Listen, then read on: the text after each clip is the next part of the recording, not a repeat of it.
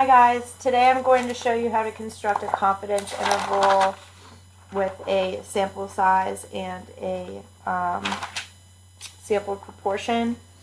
So first let me show you the problem that I'm going to work on. That is this one right here. So sample size is 595, sample proportion is 0.2, at a 95% confidence interval, and this is the answer that we're going to come up with in statcrunch.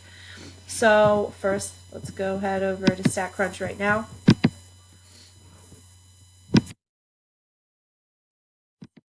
Here we are, and we're going to go up to stat, go down to proportion stats to one sample with summary. We're not going to go to data because we have all of our information already, so it's a summary of information.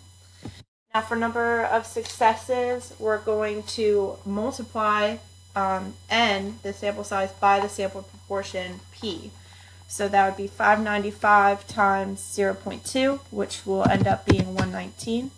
And your number of observations will be total number of n, 595. And then we're going to go down here to confidence interval for p, and we'll keep that in 95. And you can store in a data table if you want, but I'm just going to compute.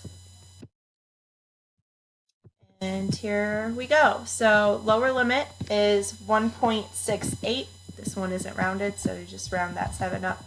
And then that's less than p, which is less than upper limit, 0.232. That's it. That's right. There you go.